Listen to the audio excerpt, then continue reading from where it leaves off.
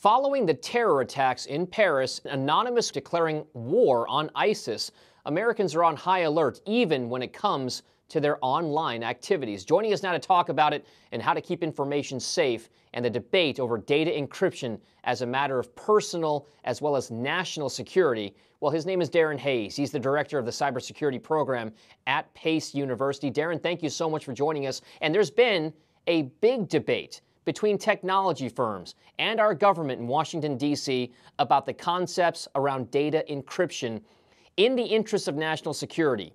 Do you think technology companies should be responsible for unlocking encrypted smartphones? And wouldn't that give the bad guys access to all this kind of data as well? I know it's a complex story.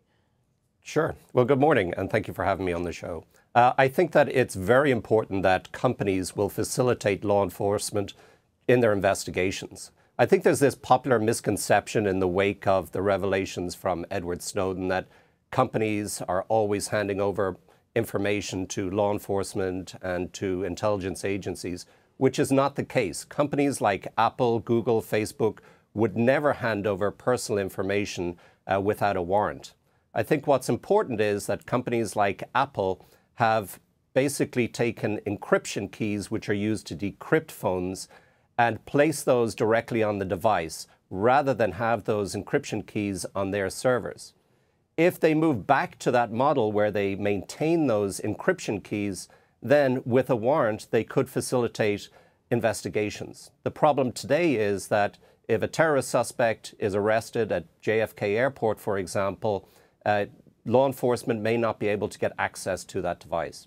All right, so here's the interesting part about it. Obviously, the idea of encryption and the idea that you can't see the data and devices that you have, at least the government can't see, has been a marketing ploy from Apple as well here. So how do you think the average internet user can help facilitate law enforcement with these types of investigations? I mean, there's a whole ecosystem when it comes to data security, right? Sure. I think that personal security is really, really important because so many people put their personal information out on Facebook, which can easily be used for those challenge questions, and people can easily use that to reset your password. I think that people don't realize that their browser that they use for surfing the internet is actually really a security tool. And so they have to really make sure that they're using the latest browser. One of the biggest attack vectors today that we're seeing is attacks on Java, for example, or Adobe, because the bad guys know that everybody is going to click remind me later. And so we're very much vulnerable in that area. Now, Darren, we also know that Anonymous has declared a sort of war here on ISIS. So what exactly can they do from a technological standpoint? What can a computer hacker do in taking on perhaps a terrorist group like ISIS? Sure. Well, there's a couple of different things. First of all, ISIS, a lot of people don't realize, are highly sophisticated when it comes to technology. They've been actively recruiting hackers. I think that Anonymous can do one of the things that they do well is actually doxing. And doxing is where they out the names of people involved, the senior leaders, and put their personal information out there.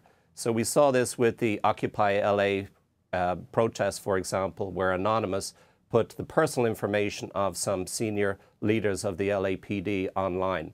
They probably would do that. Also, some websites, jihadi websites out there, they would probably launch some distributed denial of service attacks to bring those websites down. So there's a lot that they could probably do.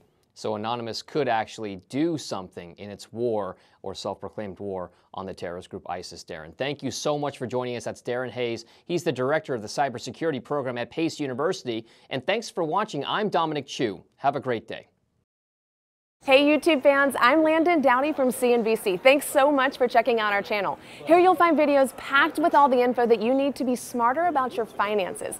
Be sure and subscribe by clicking right here, and click on all the videos around me to see CNBC's original series Young Money, Tech Bet, Kramer's Mad Money, and all the latest from CNBC.